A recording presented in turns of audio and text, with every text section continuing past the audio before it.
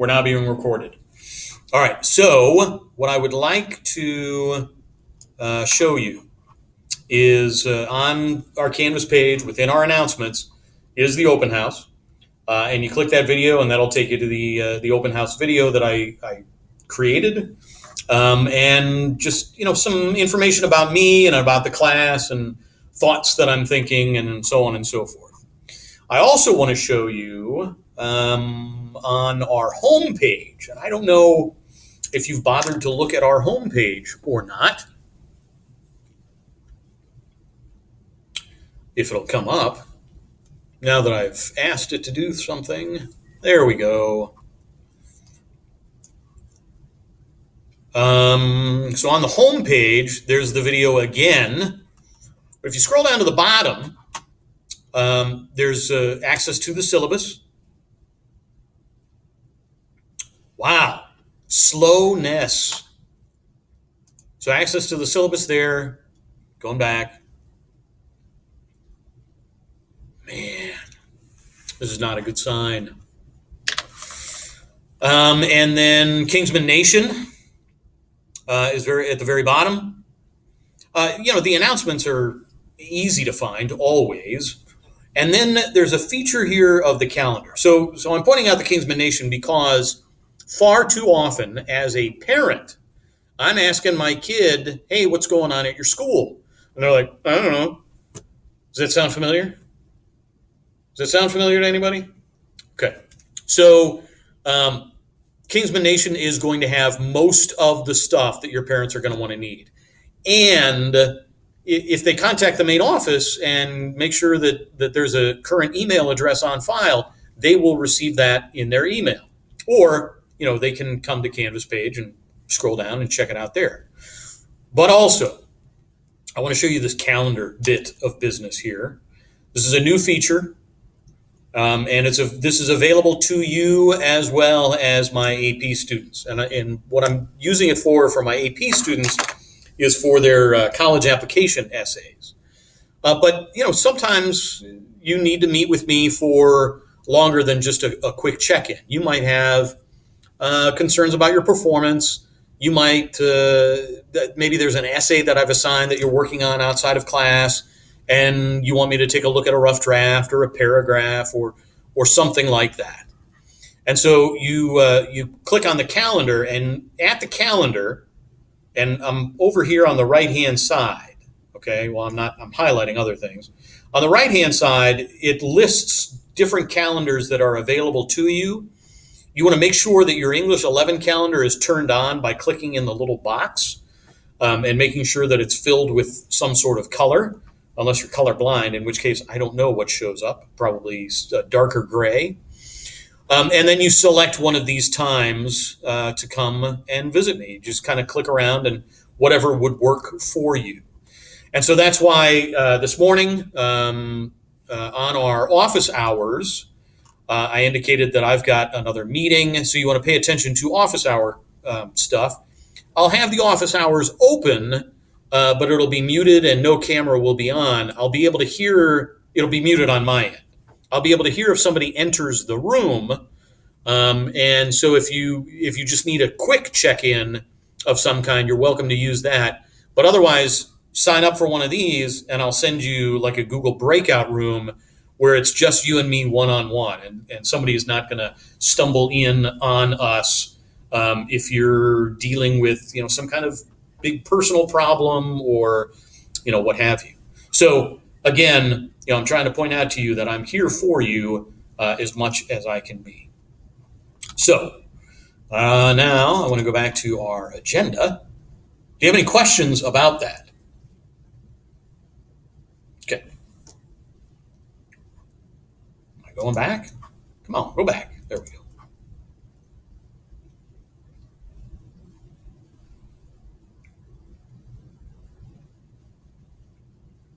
Did I even click on the right one? I didn't. Oh, why didn't you stop me? English 11. Man. So, hey, it's Thursday. You know what tomorrow is? Tomorrow's Friday. That means you made it through the week. Second week. Almost there. So our announcement for today.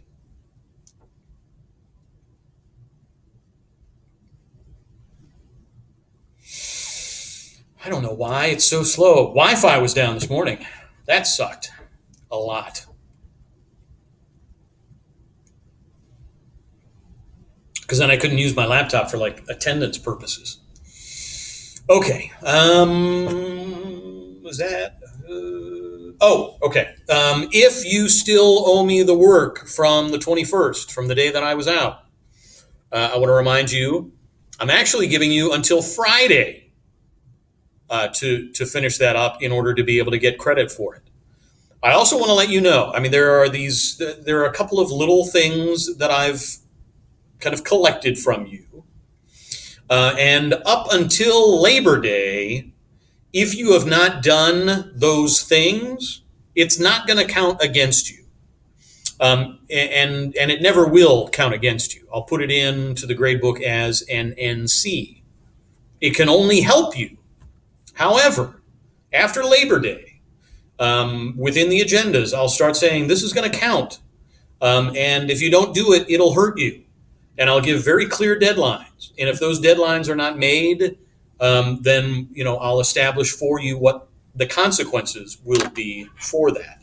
But for now, I just kind of want to get us into the routine of what it is that you need to be doing.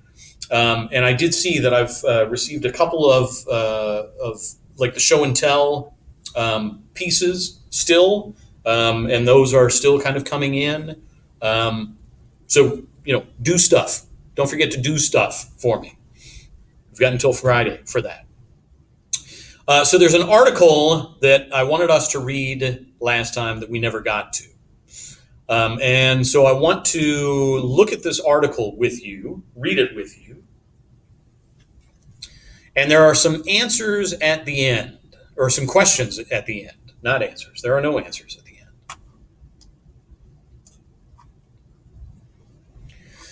On your screen, do you have the thumbs up emoji and the raised hand emoji? Does everybody have that? Do you have that available? Okay, so I want to try this out. I tried it before and it did not show up for my other class. If you would like me to read this article to you, give me a thumbs up. If you want to read it on your own, give me a thumbs down.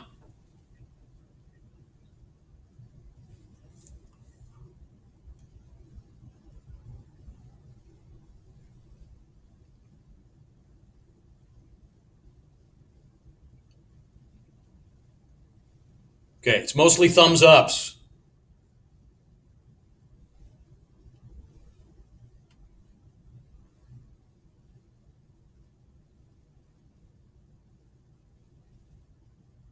All right, so if you gave me a thumbs down, go ahead and mute your computer and come back to us, see where we are in about, let's go with maybe, I'm going to say 10 minutes. All right? And so it's 1:27 right now. At 1:37, make sure you turn our sound back on. So in the meantime, let me share this with you. Before we do, however, it's always a good idea to take a look at your questions. So, which two of the following attributes are attributes of a self-defining memory? So you want to be looking for what goes into a self-defining memory.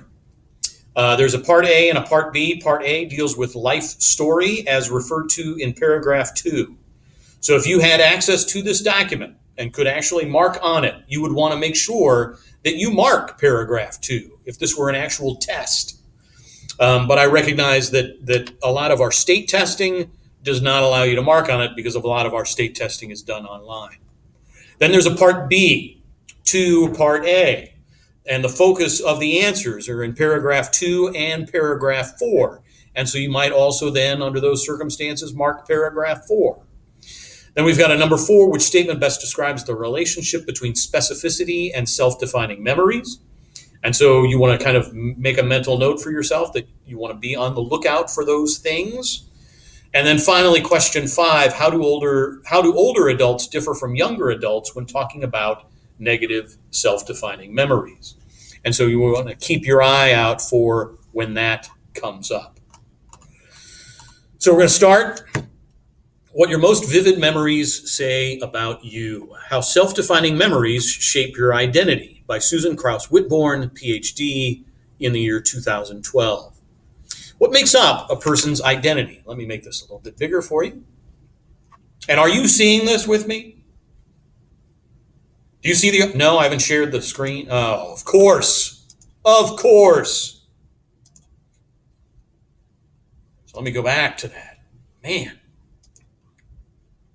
Feel free to, unmute yourself under those circumstances and say, I don't see what you're looking at. All right, you see it now? Is the article up for you? No, it's still not there. What? Oh, right. I don't know if you were trying to share it with us earlier, too. We didn't see what you were doing earlier. Do you see it now? Yeah. Okay. Yeah. All right, good. Here it is. You are presenting your screen. Boy. What makes up a person's identity? Some scientists would say it's in a person's genes, the traits that are passed down by a person's mother and father. Other people might say it's a person's reputation. Dr. Susan Krauss Whitbourne has a different take on what makes a person who they are. As you read, identify the different types of memories described in the text. In many ways, our memories define our sense of self. You're able to have a sense of identity because you know that you are the same person you were yesterday and will undoubtedly be the same person tomorrow. In its most basic form, your identity is the recognition that you are Mary and not Anne. You first become aware of your own identity early in life, perhaps as young as 18 months, when you recognize that the toddler you see in the mirror is really you and not another child.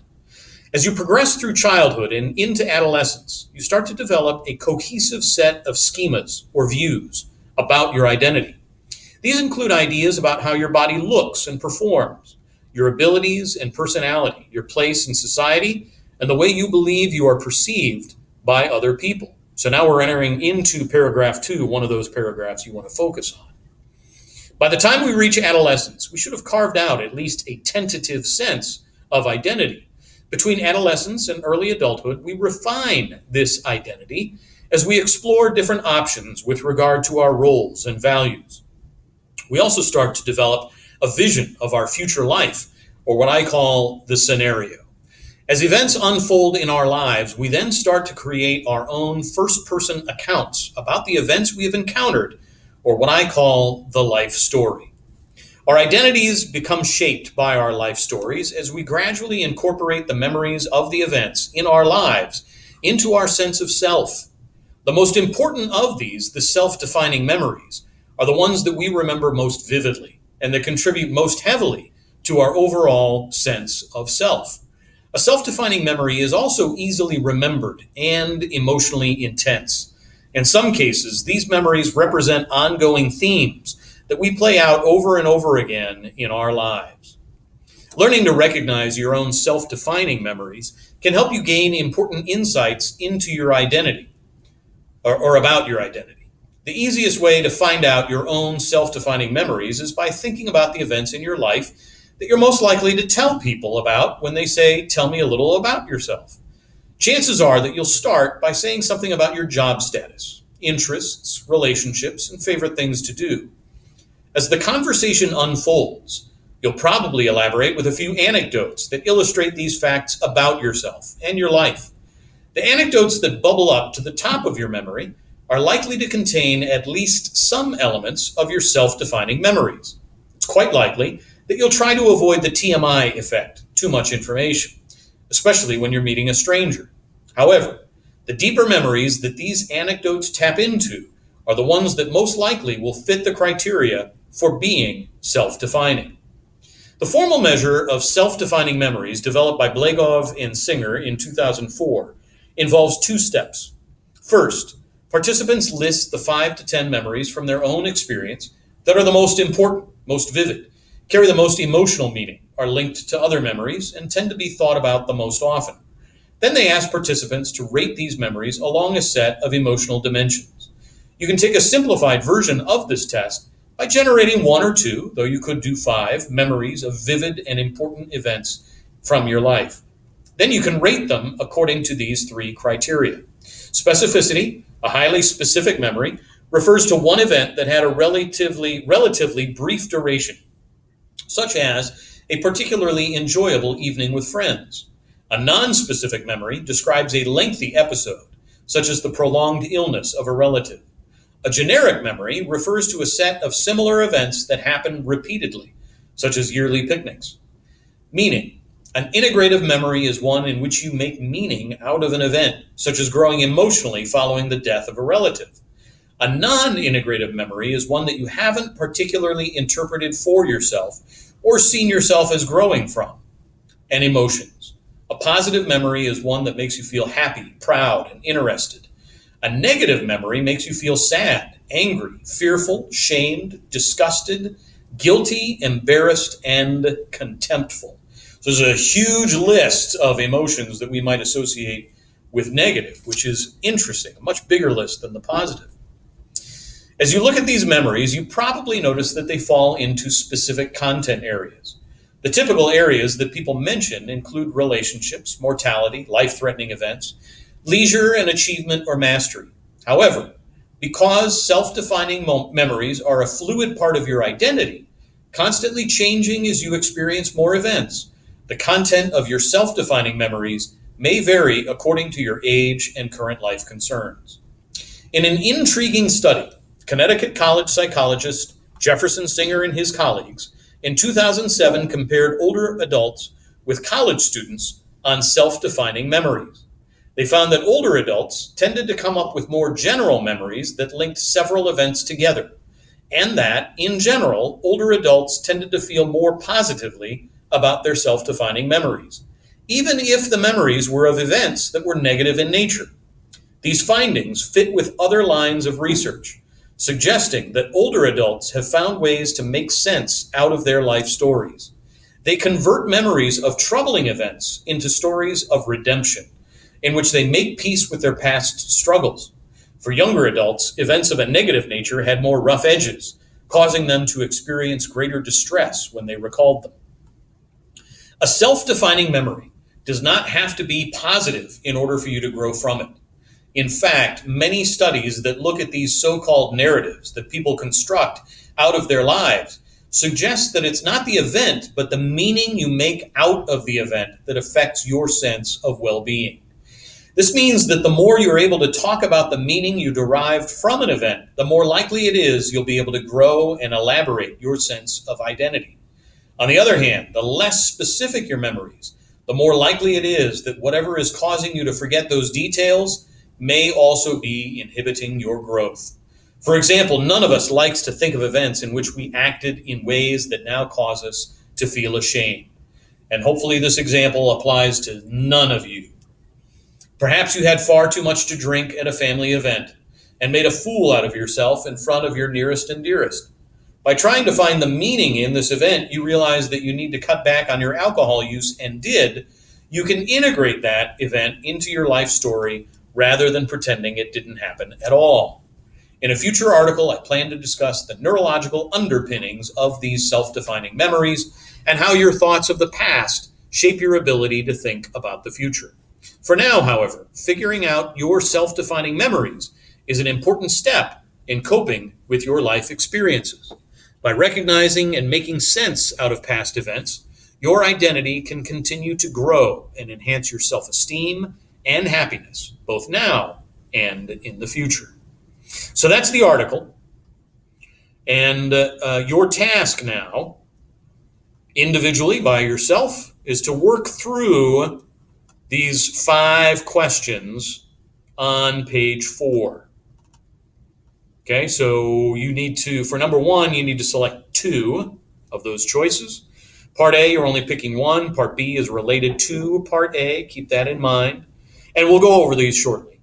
And then number 4, it's just a pretty standard thing. 5, and ultimately, if you've got like a notebook right by you and paper or pencil, or pen or pencil, Go ahead and write out your thoughts there for number 5. I'm going to give you, let's see, it's 1:38. Let me give you till 1:45, so about 7 minutes to try to get these 5 questions, and we'll see how you're doing at the end of that 7 at 1:45. All right. Good luck.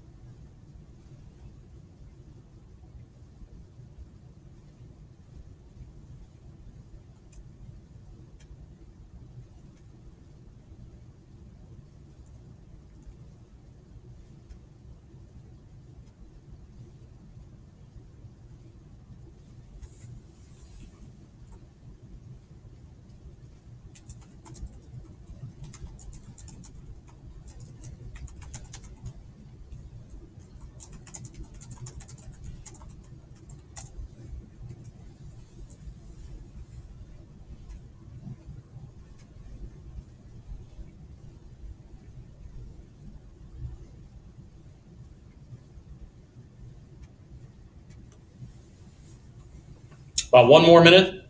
We'll see where you are if you need a little bit more time.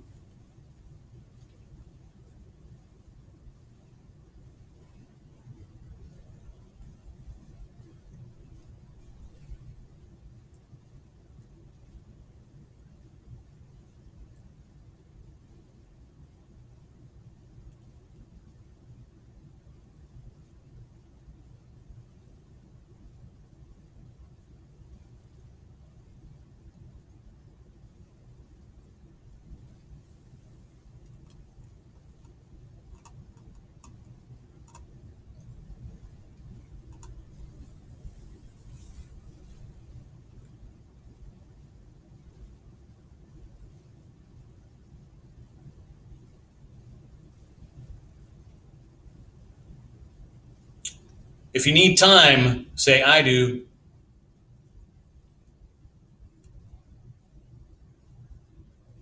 We're good? All right. So, which two of the following are attributes of a self-defining memory? So, somebody give me one. Give me one of your two.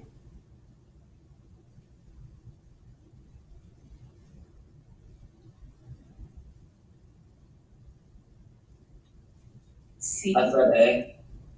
So, I heard a C and an A. Does anybody have something different than A and C?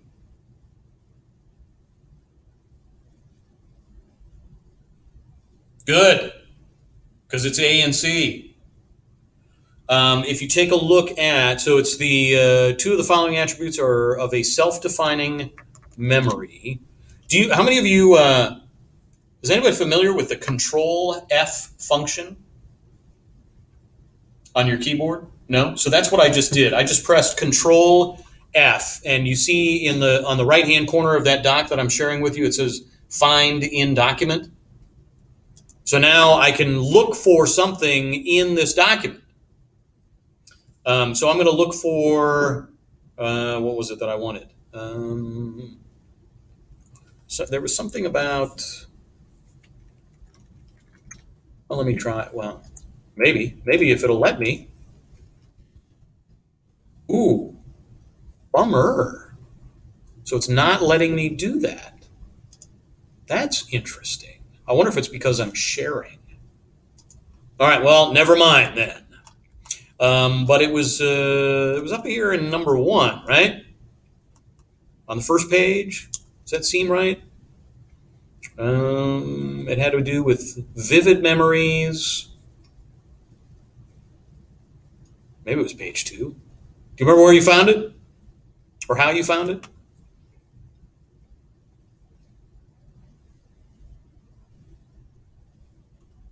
I'm probably far too far now, right?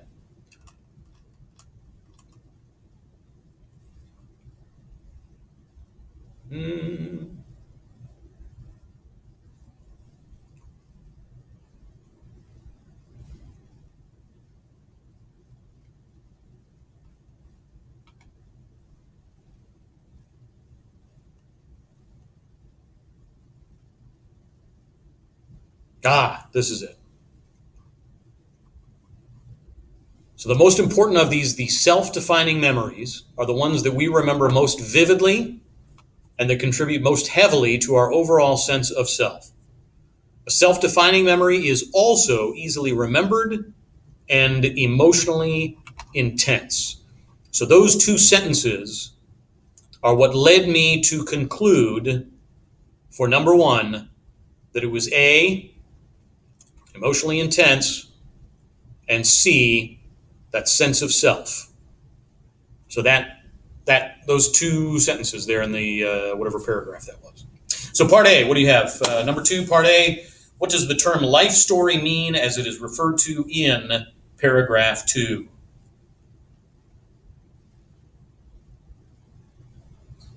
I got D, the events that shape our personal narrative. Ooh. Does anybody have something different than D?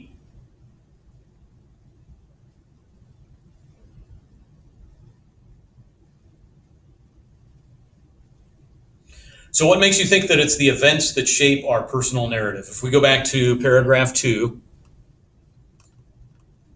All right, go back up quick.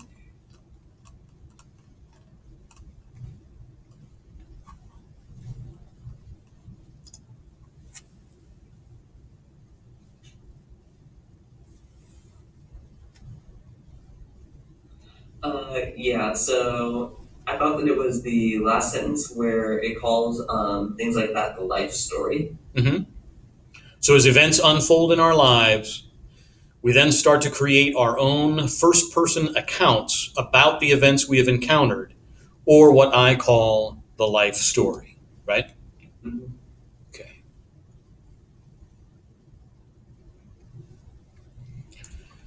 So, but there's more to it than that. It's more than just the events that shape the personal narrative. I think it's something else here.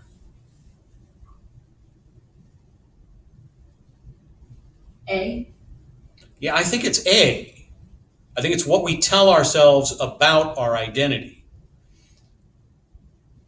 and those events that shape our personal narrative. So the events are, contribute to the identity, and then it's the story that we tell ourselves about that. But ultimately, I'm going to be honest with you, I do not have the correct answers. But I'll need to double check on that. So let me write that down. That Gus thinks it's D. Does anybody else think D for this? How many people say A? Victoria, you say D? Yeah. Okay. Any other D's? How many other D's do we have? Yeah. Okay. And how many other A's? Does anybody have B or C? Yeah, because it's definitely not B, and it says nothing about the C. So, okay. So number 3, then, part B, which detail from the text best supports the answer to part A?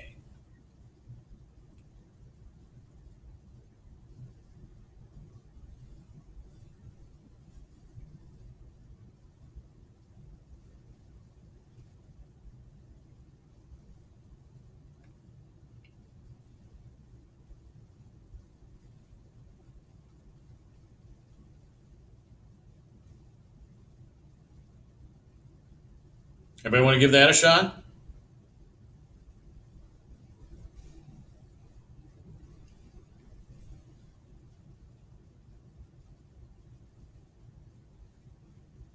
And this is part of the reason that I'm leaning towards A for part A, because of the answer that I came up with 3.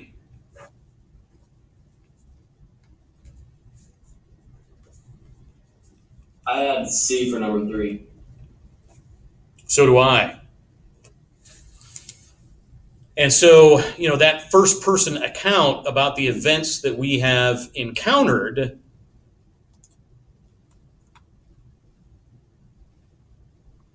it's about those events. The life story itself would be what we tell ourselves about those.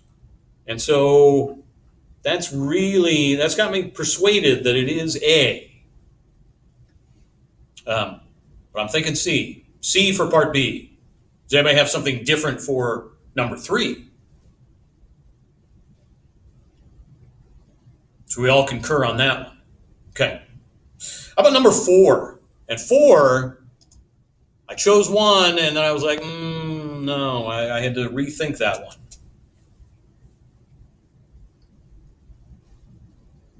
What do you have for 4? I had A for 4. The more specific the memory, the more likely it is to be self-defining.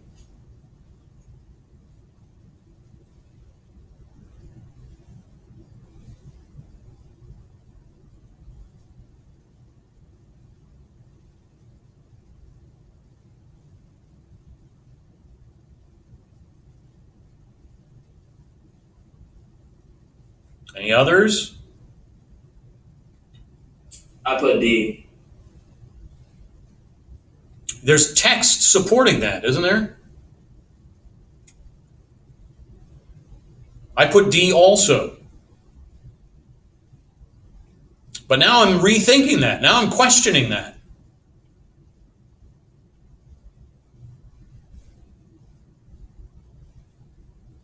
Because D does not quite describe the relationship between specificity and self-defining memories.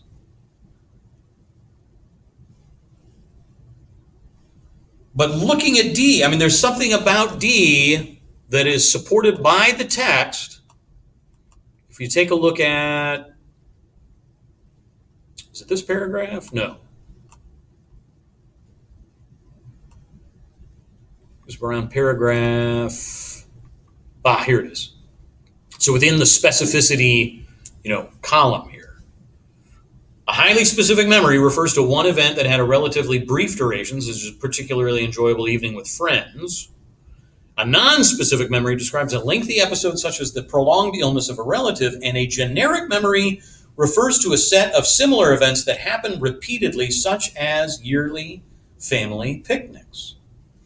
And so I have a tendency to remember that sort of thing better than something like that.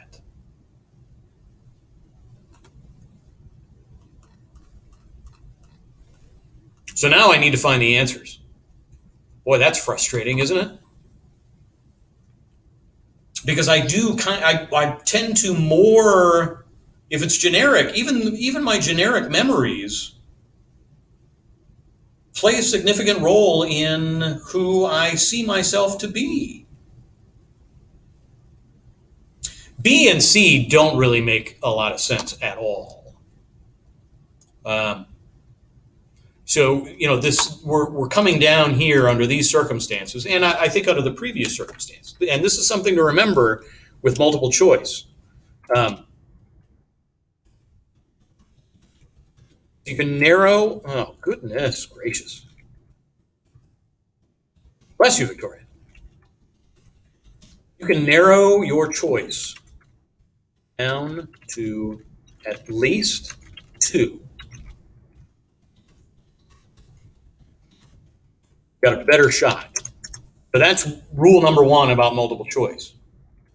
Always remember that there will be at least 2 that are close.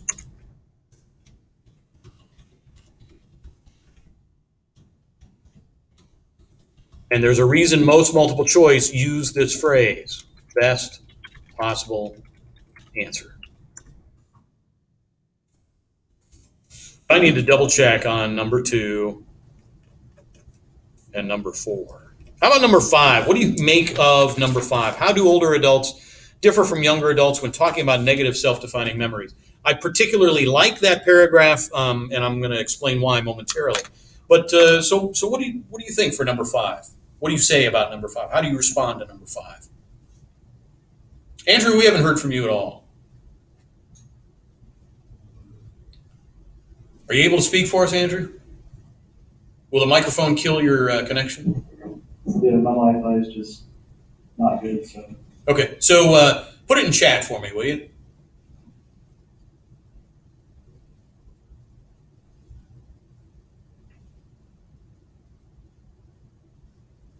How do older adults differ from younger adults when talking about negative self-defining memories?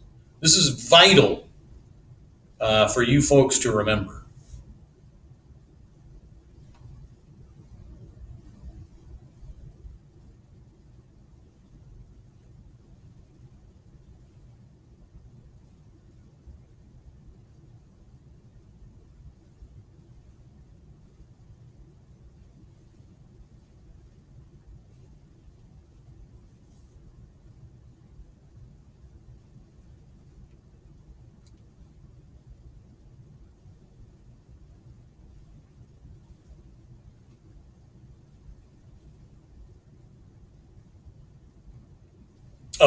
Yeah, absolutely. Younger people have a more negative outlook about their negative experiences, while older people have a more positive outlook. And so what is it about younger people and older people, and what's the difference besides age? Gus? I believe it said at the end of the second page that younger people have a more sharply remember their negative memories, which could lead them to seeing them as more negative, while older adults do tend to see them as learning experiences. And so what is it? What enables that to happen? Why is that the case? Is it that the younger brain is more perceptive? I don't know that I would say that. Yeah, I don't know that I'm inclined to go in that direction.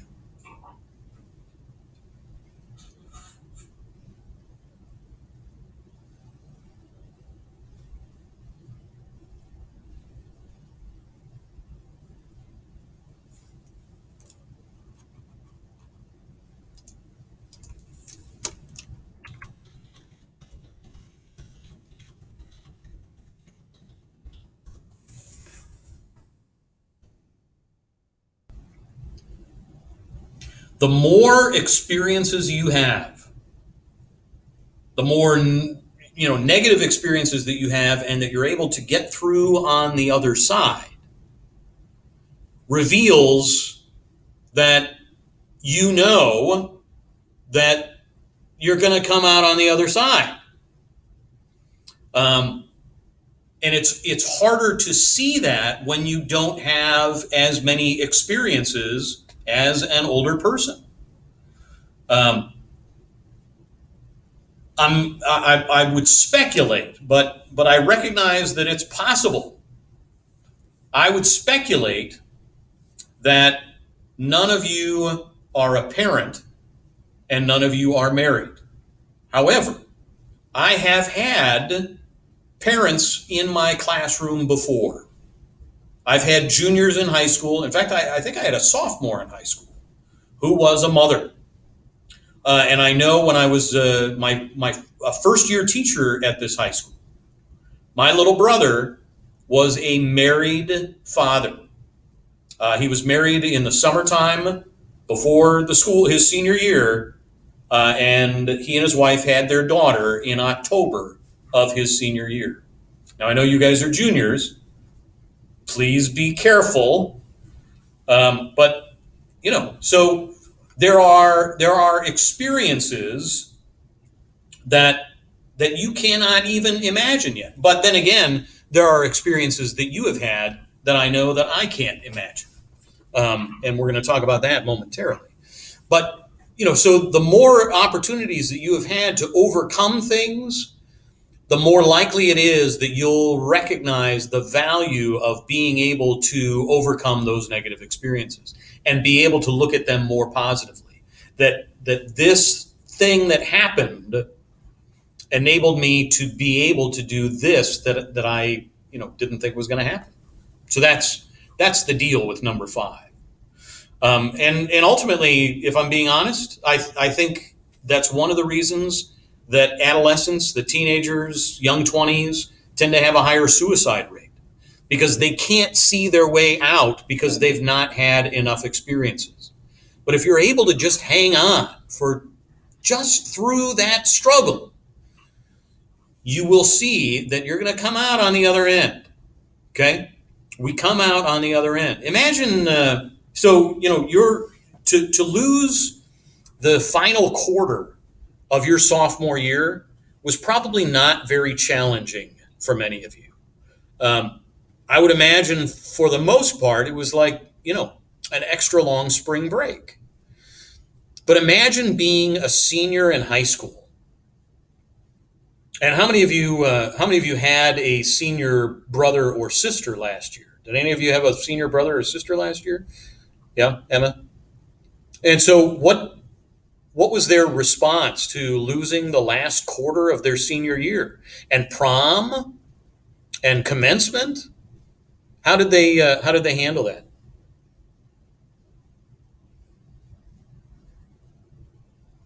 Yeah, go ahead.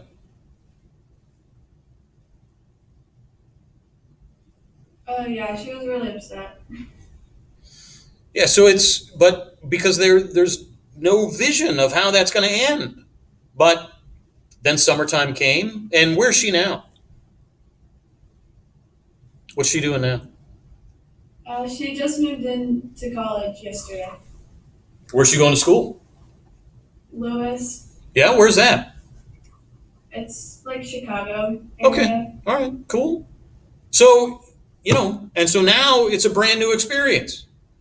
And certainly none of us wanted to start off the year like this, but this is not going to be permanent.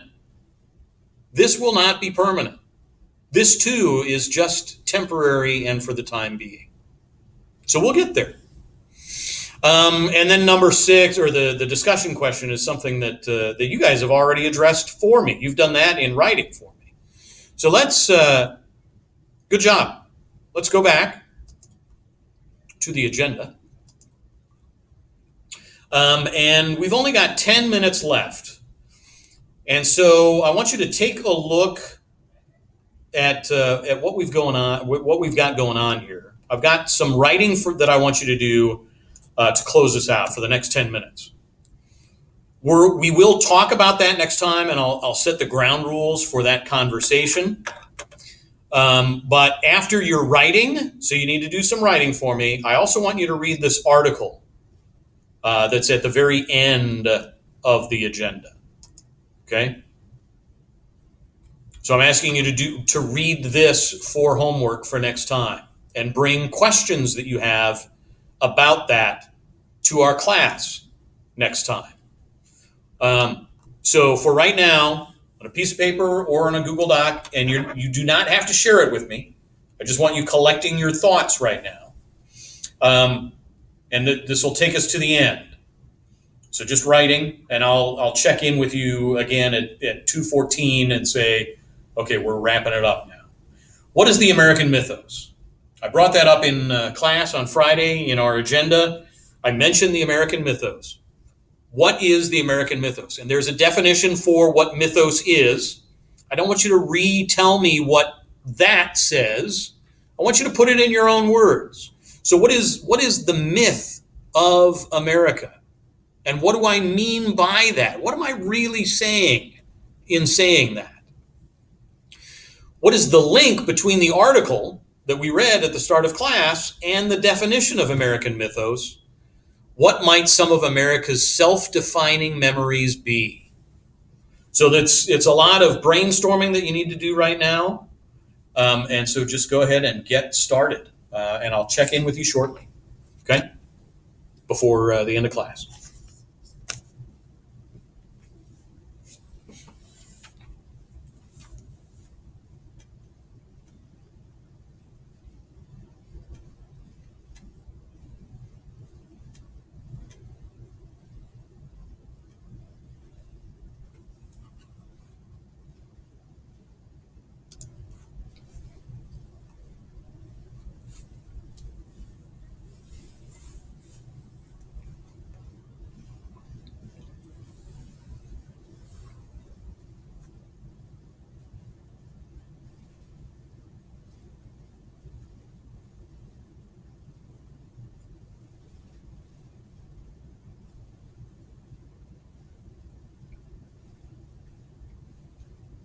So we've got about 1 minute left.